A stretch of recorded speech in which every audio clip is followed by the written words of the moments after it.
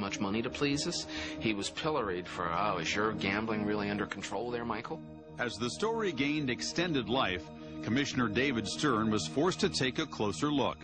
While Jordan simmered and the media swarmed, a former U.S. federal judge was hired to conduct a league investigation.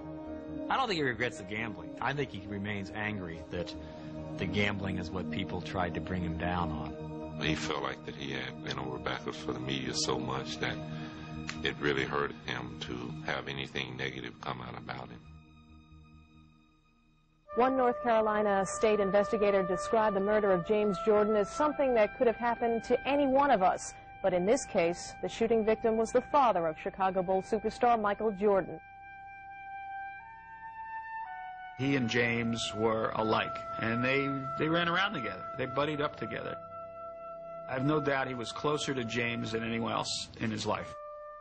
And here's his best friend and his dad gets murdered. It brought on an onslaught of absurd media attention, people trying to link his father's death to the fact that he had gambled. Everything just sort of closed in on Michael. When I lose the sense of motivation and the sense of to prove something as a basketball player, it's time for me to move away from the game of basketball. I needed a change. I just felt I was being engulfed by the success that I've gathered at that time.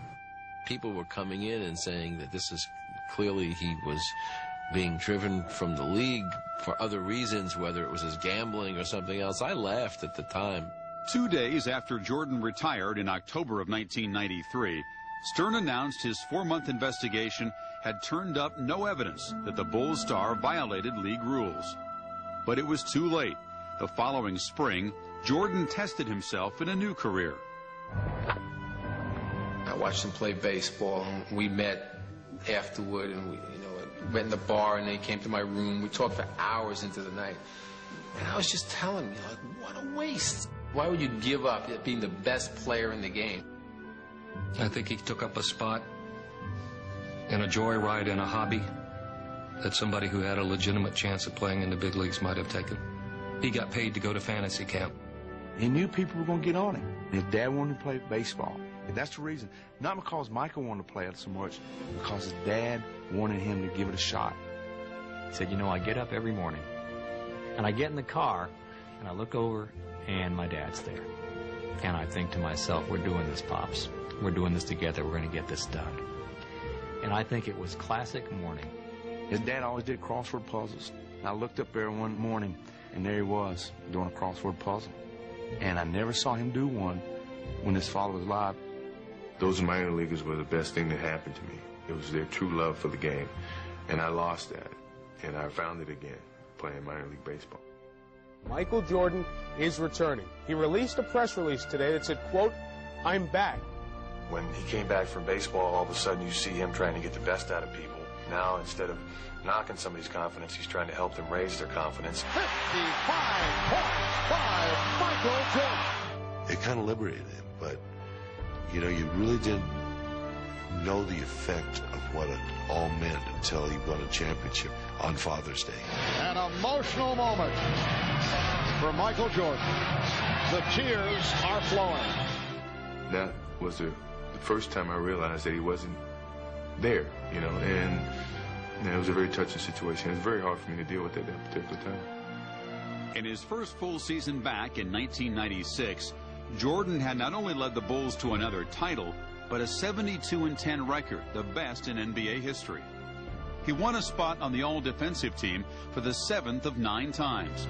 And by adding a twisting fadeaway jumper to an offense that once relied on power and flight, Jordan at 33 stood alone.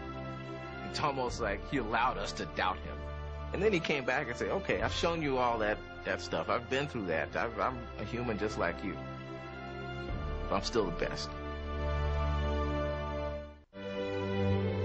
With Michael, if he's going to do something, it's not worth it for him to just do it. He has to win at it.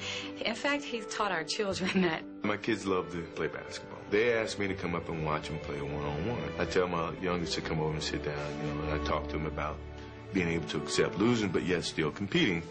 I said, watch, I'm going to go out here and I'm going to play your brother, and I'm going to show you exactly what it's all about. So I'm playing him pretty serious, and I know that at any point in time I can steal the ball and I can go ahead and win the game. But my oldest kid hit a basket, so it's 4-2. I'm saying, well, I got to get serious here because I'm really trying to prove a point to my kid. So the oldest fakes one way, head and shoulder fakes, and throws up the most luckiest shot you ever seen, and it goes in. And I'm pissed. And I look back at my son. He looked at me and said, next. And I looked, and I turned away, and I smiled. I'm saying, you know what? That's my son. Because that's exactly what I would say. When we return to Sports Century, Mr. Jordan goes to Washington. On the basketball court, you see Michael Jordan, and he doesn't hold anything back. As soon as he gets off the court, of all things, Michael Jordan becomes vanilla. He's raised blandness to an art. In 1990, Jordan refused to endorse African-American Democrat Harvey Gantt in his senatorial race against white conservative Jesse Helms in North Carolina. Republicans buy sneakers too, said Jordan. He avoided another public issue during the 1998 season, when Nike came under fire for dubious labor practices in Southeast Asia. Jordan vowed that once the season was over, he would personally investigate the factories in question. He never did. He has to do what every other elite person does that is a member of a race that's in an underprivileged situation. They have to put their money, their power, and their intellect into a system and bring about change. I think it's a little bit unfair to lay it on Michael Jordan and say, okay, wait a second, you're African American, you're the biggest icon, then everything you should do should be for the betterment of all of your people. We do this again for the second time. I am here to announce my retirement from the game of basketball. You know, my life will take a change. And a lot of people say, well, Michael Jordan didn't have any challenges away from the game of basketball. Well, I dispute that. More than golf awaited Jordan when he retired. In January of 2000, he endorsed Democrat Bill Bradley for president, and that same month he became president of basketball operations and part owner of the Washington Wizards. I have an attitude about the way I play. I have an attitude about the way I win. My job and my responsibility with this organization is to see if I can pass that on to the players in those uniforms. This is his way of turning against Reinsdorf and sticking it to him. To take his celebrity, his presence to Washington, D.C., when all of his life, professionally, he's been associated with the Chicago Bulls.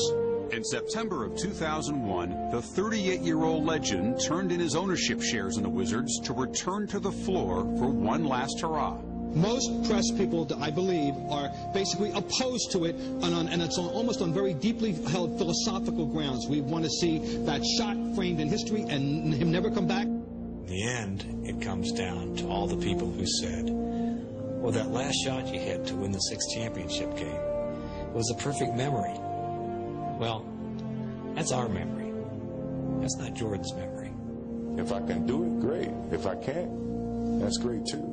But you can't take my 6 championships away. You can't take all the things that I've done. Michael needed the buzz and the juice of competition. I mean, this is a guy who, without basketball, ends up at blackjack tables and on putting greens playing for a couple $100,000 just to have that adrenaline rush. Nothing else in life gave it to him, so he had to come back. Jordan drives, goes to basket, got it! He scores! Jordan scores, makes it 87-86 with 34 seconds to go. What's been impressive to me is the way that he was a very effective player, even though his physical gifts have gradually left him. He has used his mind much more than his body, I think, during this comeback. The fact that he's been able to play as well as he did, to score 43 points after he's 40 years old, I mean, you know, that's phenomenal. 6'6", Michael Jordan! I thank you for your support. Now I can go home and put at peace with the game of basketball. Thank you very much.